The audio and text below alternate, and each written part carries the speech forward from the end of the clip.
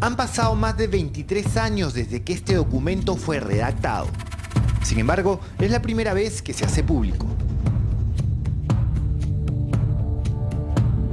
Es el expediente perdido que la justicia peruana elaboró entre 1995 y 1996 sobre los presuntos actos de corrupción que habría cometido el expresidente Alan García durante su primer gobierno en la ejecución del proyecto del tren eléctrico, allá por el año 1989. Esta es una realidad. Este es un hecho. Hoy como ayer, el expresidente García viene siendo investigado por los sobornos que se pagaron por el proyecto de la línea 1 del Metro de Lima. Odebrecht ha demostrado que depositó más de 8 millones de dólares en cuentas en Andorra, que figuran a nombre de empresas detrás de las cuales se encuentran funcionarios del segundo gobierno aprista. García ha pedido asilo al Uruguay luego que la justicia peruana dictara en su contra impedimento de salida del país por 18 meses y tras conocerse que Odebrecht le pagó $100.000 provenientes de la Caja 2 por una conferencia en Sao Paulo. Para buena parte de la opinión pública, un gesto desesperado por evadir la acción de la justicia. En todo caso, no es la primera vez. Ya con anterioridad logró sortearla con éxito. Tengo que reiterar que los $840.000 ya no eran de propiedad mía. ¿Esos $840.000 no eran de usted? No, eran del consorcio de Lima. Ya estuve recibiendo unas instrucciones, ya con una exigencia, reiterando una vez más del presidente García, desde que se entregaba a nueva cuenta que él me indicó. Yo, señor Tamate, no lo conozco. Yo reitero una vez más que conocía solamente el número de la cuenta de la Worldwide. Alan García me recibe y me dice, sin su control, me dice, bueno, ¿y cómo es la mía? ¿Cómo es la mía? Sí, así es, me dijo, ¿cómo es la mía? Por fin el país va a conocer, ya no por una versión de los enemigos, de los adversarios, producto del odio o la venganza, como es permanentemente el argumento de defensa de los apristas, sino la verdad de los hechos acontecidos. En su primer gobierno, cuando Alan García fue presidente en ejercicio, recibió sobornos. Si usted tiene menos de 40 años, quizás no conozca esa historia o simplemente no la recuerde. En este reportaje en conjunto entre Cuarto Poder e IDL Reporteros, presentaremos la investigación que autoridades como los fiscales Nelly Calderón y Miguel Aljovín y el vocal Hugo Sivina llevaron contra García en la década de los 90. Hablamos de la investigación y la acusación fiscal, así como del informe del juez instructor, documentos que datan de 1995 y que por primera vez se hacen públicos. Un proceso, si bien desarrollado durante los peores años del fujimorismo, investigó hechos ocurridos durante el primer gobierno de García. Entonces, los apristas denunciaron persecución política por parte del fujimorismo. Sin embargo, en estos documentos existen testimonios, cuentas, depósitos que son contundentes más allá de cualquier utilización política que se haya hecho de ellas. Eso sí no puede ser dejado de lado por consideraciones de que puede haber sido influenciado por Montesino. Montesino no tenía influencia sobre la judicatura italiana, eso está claro. Y tampoco tenía la capacidad de hacer de la nada movimientos bancarios que son claramente trazables. También podremos ver cómo algunos patrones se repiten en torno al proyecto del tren durante los dos gobiernos de García. Adjudicaciones presuntamente dirigidas, sobrecostos en los proyectos y acusaciones de pago de sobornos. En 1985, un Alan García de apenas 35 años asumía la presidencia del Perú en medio de una gran expectativa. Pero digo ante todo el país con la verdad que me identifica y me relaciona con el pueblo. Una de sus principales ofertas electorales fue la construcción del tren eléctrico de Lima, que en una fase inicial partiría desde Villa El Salvador hasta el Óvalo Higuereta, cubriendo cerca de 20 kilómetros. Ciertamente la capital era otra ciudad, pero ya presentaba los problemas que 30 años después la quejan y de qué manera. Estamos en vías casi ya de concretar la incorporación a este proyecto de 140 vagones con movilidad propia, con motores eléctricos, que serían reacondicionados y que significarían un ahorro de mucho más de $100 millones para este proyecto. García impulsó el proyecto desde que arrancó su primer mandato en julio del 85. En febrero del 86 creó la Autoridad Autónoma del Tren Eléctrico mediante decreto y en julio de ese año se convocó un concurso internacional para estudios definitivos y gerencia del proyecto que fue declarado desierto. Entonces se buscó financiamiento mediante la cooperación internacional. Se intentó con Canadá, Rusia y Brasil, pero al final, en mayo del 88, se suscribió un acuerdo con el gobierno italiano en el cual este país se comprometía a participar en el proyecto con una contribución de 122 millones de dólares, 22 de estos como una donación y los 100 restantes como crédito de ayuda. A cambio, la obra tenía que estar en manos de empresas italianas agrupadas en el consorcio Tralima. Se suscribió un contrato directo entre este consorcio y la autoridad autónoma. Según el informe fiscal, se hizo sin estudios técnicos. La obra sigue en marcha, con recursos del Estado y con el apoyo de la cooperación italiana. Esto es lo que decía García al término de su mandato en abril de 1990. Tras 2 años de ejecución del proyecto, en medio de la peor crisis económica que el Perú reciente recuerde y sorteando imputaciones de serias irregularidades en su ejecución, el entonces presidente inauguró un tren eléctrico que apenas podía recorrer poco menos de 2 kilómetros. A pesar de eso, el 7 de junio de 1990, a semanas de concluir el gobierno aprista, la autoridad autónoma firmó otro contrato contra Lima para la segunda parte del proyecto hasta el Óvalo y Greta, según la justicia peruana, sin que estuviera acreditado el debido financiamiento. Tras el autogolpe el 5 de abril de 1992, García solicitó asilo a Colombia y salió del país. Ya entonces las acusaciones de corrupción en su contra eran moneda corriente. El caso de los dólares MUC, las operaciones en el BCCI y la matanza de los penales recorrían las primeras planas.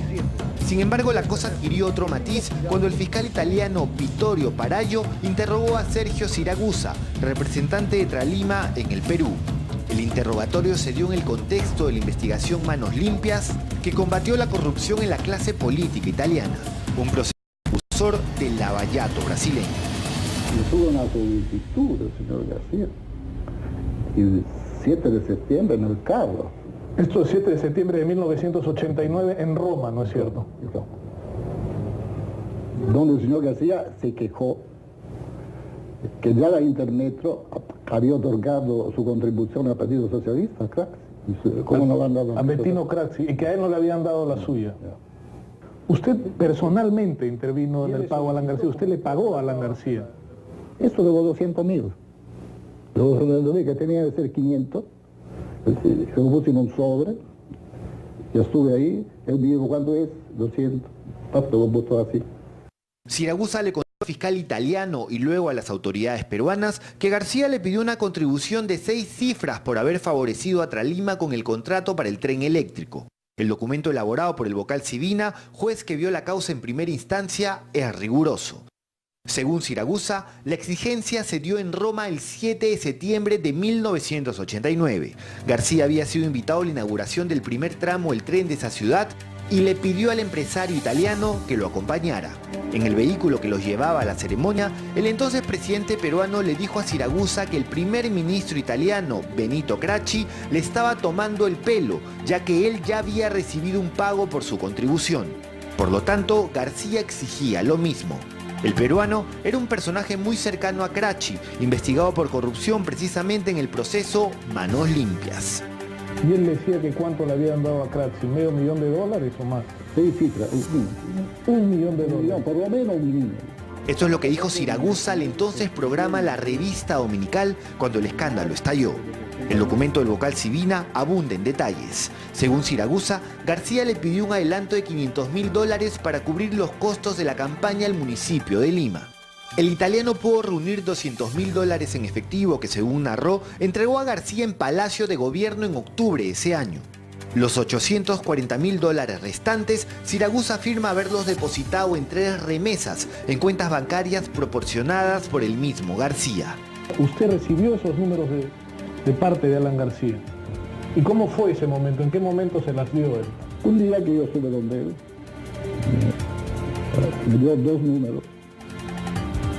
El primer depósito se dio el 11 de octubre de 1989 y ascendió a $300.000. La segunda entrega fue el 4 de enero de 1990 por igual suma. Y el 14 de agosto de ese año se depositó el saldo restante a $240.000. Todo este dinero fue depositado en la cuenta cifrada número 2857662-2952734 en el Barclays Bank de las Islas Gran Caimán, el paraíso fiscal por excelencia de la época. Siragusa entregó a las autoridades peruanas información que corroboró sus dichos. La carta remitía a los altos funcionarios italianos de Tralima informando de los requerimientos de García. También las órdenes de instrucción para las transferencias del dinero al banco en Gran Caimán.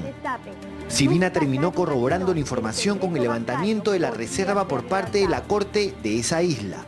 Todo esto apareció también en la acusación que hizo el fiscal Miguel Aljovín contra el expresidente García. Las cuentas del Barclays Bank estaban a nombre de la empresa Worldwide Financial Holding, propiedad de Alfredo Zanatti, un empresario que había sido dueño de la empresa aérea Fosset Perú y que se había visto beneficiado con la dación irregular de dólares MUC, un dólar subsidiado que otorgaba el primer gobierno de García a ciertas actividades económicas para compensar el control de precios que imponía el Estado. Zanatti, en una recordada entrevista en este canal, dijo que por el favor de los dólares MUC, García le pidió un porcentaje, nada menos que $1.200.000. Ese día me recibe. En Palacio de Gobierno. En Palacio de Gobierno me recibe. El mismo Alan García. El mismo Alan García me recibe. Y me dice, sin su constancia, me dice, bueno, ¿y cómo es la mía? ¿Cómo es la mía? Sí, así es, me dijo. ¿Cómo es la mía? Zanatti dijo a las autoridades peruanas que abrió las cuentas en Gran Caimán a pedido de su amigo Alan García. Sostuvo con lujo de detalles que esa cuenta manejó $6.104.000, de los cuales $2.835.000 pertenecían al expresidente, contando los depósitos de Sergio Siragusa. Parte de este dinero se habría usado para adquirir radiodifusora 1160, Canal 13, entre septiembre y diciembre de 1989. Esa cuenta fue abierta a pedido expreso del presidente Alan García y fue utilizada para el traslado de fondos para el canal de televisión, que en eso ya se convierte en el canal 13. ¿No? Hay una entrega de $1 millón, otra entrega de otro $1 millón, hay $850.000 más de Tralima, llega como a 3 millones y algo. Alan García le explicó para qué era. Le dijo que era dinero ilegal, le dijo, ¿qué le dijo? Usted le preguntaría al presidente de la República, oye, ábreme una cuenta corriente, luego usted le preguntaría, ¿para qué la quieres? No. Yo solamente recibí instrucciones, abre la cuenta corriente, necesito una cuenta corriente en el extranjero, se la abrí, ingresó el dinero, yo he presentado a los juzgados de dónde viene ese dinero a dónde fue también, porque todo ese dinero fue al Canal 13. Entonces, el empresario sostuvo que participó activamente en esta transacción. Según él, García estaba interesado en adquirir un medio de comunicación y pagó $1,5 millones por el 66% de las acciones de Canal 13, aunque nunca dio la cara. Zanatti apareció como dueño a través de su entonces abogado Bernardo Fernández. Ahí se compró el 65% de las acciones de la radiodifusora de 1160, se convierte en Canal 13. En esa compra él la hizo en forma directa. El señor Alan García me llama por teléfono y me dice, fíjate, endósale las acciones al señor de Ferrari. Vittorio de Ferrari. A Vittorio de Ferrari, ¿no? Incluso en el expediente judicial, Zanatti refiere que esta no fue la única tratativa que mantuvo con García. Para cubrir el porcentaje que debía pagarle al expresidente por los dólares MUC, el empresario aseguró que iba a comprar un avión carguero a medias con el ex jefe de Estado. Pero aparentemente esto nunca se concretó. También en este informe de Sivina se verifica el famoso fax de puño y letra que García le mandó a Zanatti cuando estaba como asilado en Francia, el negocio para comprar un avión. Y García, de puño y letra, le pone a Zanatti, tengo con las justas $1 millón. Este fax lo recibió la secretaria de Sanati en Miami, Lidia Fontanals. Esto también lo verificó Sibina, esto no es producto de la invención. El apunte del ex premier y ex diputado Pedro Cateriano, que a comienzos de los 90 investigó a García y acaba de reeditar su libro El caso García, tiene asidero en la realidad. En 1993, la comisión parlamentaria que investigaba el tren eléctrico en el Congreso logró conversar en Miami con la secretaria de Sanati, Lidia Fontanal, quien entregó faxes entre García y el empresario, documentación que luego fue anexada al expediente. A mediados de 1992 recibí una llamada de un señor doctor Pérez preguntando por el señor Alfredo Sanati. ¿Qué le respondió al doctor Pérez? Que el señor Sanati no se encontraba, que si quería dejar algún mensaje. ¿Qué le contó al doctor Pérez? Si podía enviar un fax a retransmitir al señor Sanati. ¿Recuerda qué decía el fax del doctor Pérez? Recuerdo algo como que el doctor Pérez reclamaba al señor Sanati $1 millón. ¿Se especificaba en el fax el motivo del reclamo de $1 millón? No se especificaba. Todos estos detalles fueron incluidos en el informe final del vocal Hugo Sibina, que recogía la investigación del Ministerio Público, y las recomendaciones de la comisión parlamentaria, que era integrada por Andrés Reyardo y Fernando Olivera, entre otros. Sibina opinó a favor de la responsabilidad penal de García como instigador en la comisión de los delitos de colusión ilegal y negociación incompatible, y como autor de los delitos de cohecho pasivo y de enriquecimiento ilícito. Sin embargo, debido a que se encontraba asilado en Colombia, García nunca pudo ser llevado a juicio oral para confirmar su responsabilidad o ser eximido de ella. Que no hay que olvidar que la Constitución además prohíbe condenar en ausencia. Entonces había que respetar ese precepto constitucional, no podía ser condenado. En ese entonces tampoco existía la figura del delito de activos, de lavado de activos. Entonces, fueron varios hechos los que jugaron a favor de Alan García, naturalmente. Con García asilado y con el fujimorismo de Alberto agonizando tras la metástasis de corrupción que lo invadió, en diciembre del 2000, la abogada del líder aprista Judith de la Mata solicitó la prescripción de los delitos que se le imputaban por el caso del tren eléctrico. La Sala Penal Especial de entonces le dio la razón y declaró la prescripción, que fue ratificada medio año después. Es decir, García nunca fue absuelto y quizás por eso, antes de volver al Perú, ofrecía declaraciones como estas desde su asilo colombiano. Señor expresidente, usted es una persona, decimos en Colombia, sub iudice, porque todavía tiene requerimientos judiciales. ¿Cómo va a hacer para subsanarlos y para que su nombre entre dentro de esa gesta democrática? Pues yo creo que los votos del pueblo están por encima de cualquier juez de una dictadura. Yo sobre eso no tengo mayor problema en comprender y saber que cuando el pueblo plantea y da una orden política, no hay juez que pueda oponerse a esa circunstancia. García nunca fue absuelto por el Poder Judicial. Cuando se restablece el sistema democrático, la Comisión Interamericana de Derechos Humanos, no la Corte Interamericana, como dicen los defensores de García, envía una recomendación al gobierno de Valentín Paniagua respecto a la situación de reo contumaz de Alan García, porque sí hubo ese requerimiento judicial.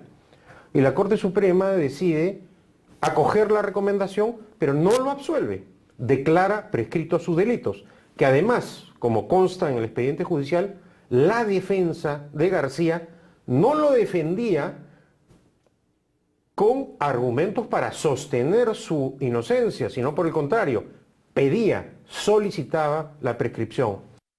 Además, en enero del 2001, el APRA presentó un video en el que Sanati se desdecía de sus acusaciones contra García y señalaba que el régimen fujimorista lo había chantajeado para que lo acusara. Sin embargo, ya había dado datos que se habían corroborado y documentado. Todo lo que obra en el expediente Sibina parece contradecir ese cambio de versión. Después de haber hablado una y otra vez Sanati, hacia el final, cuando cayó el Fujimorato, él intentó desdecirse argumentando de que había sido presionado. Pero de repente fue presionado. Todo eso debe ser dejado de lado. Nada de eso debe figurar. Lo que sí debe figurar, como te digo, son los datos concretos, específicos. Tanto declaraciones que han sido hechas en un fuero judicial independiente, como aquellas otras que son datos absolutamente objetivos. Los sobrecostos de la corrupción se muestran claramente en este cuadro. El tren eléctrico en 1990 terminó costando $270 millones por apenas 2 kilómetros de recorrido. Se pagó, según Siragusa, una coima de un poco más de $1 millón. Durante el segundo gobierno aprista, el Metro de Lima costó $1.400 millones y se pagó un soborno de $8 millones. Según el informe Civina, durante su primer gobierno, García ejerció presión y negoció el proyecto del tren por su propia cuenta, direccionándolo a favor de las empresas italianas. Cosa curiosa, algo parecido a lo que han señalado implicados directos en el proyecto del tren, que en su segundo gobierno se llamó Metro de Lima. Esto decía Jorge Q. Hidalgo, ex viceministro de Comunicaciones, implicado en los sobornos del segundo gobierno aprista. Hace referencia a Carlos Nostre, alto funcionario de Odebrecht. Ahí fue que Carlos Nostre me indicó que quería un apoyo para que el proyecto caminara, con esas palabras, en los plazos previstos. Que no me preocupara por lo demás porque su jefe Jorge Barata venía trabajando directamente con el presidente Alan García para el apoyo correspondiente. Entonces le dije que si tenía el apoyo a ese nivel, ¿para qué necesitaba mi apoyo? Y me respondió que era necesario porque era política de ellos trabajar también con los de abajo, porque ellos son los que le imponen el ritmo al proceso y son los que en efecto sacan adelante los proyectos. No hay que olvidar el viaje al Cusco del 19 de febrero del 2009 que García hace junto a Jorge Barata, el hombre fuerte de Odebrecht en nuestro país. Al retorno esa misma noche, García expidió un decreto de urgencia que encargó al Ministerio de Transportes las obras del Metro de Lima. 10 meses después, Odebrecht se hizo de la buena pro. En el caso García, las conclusiones de ayer guardan peligrosa similitud con los indicios de hoy.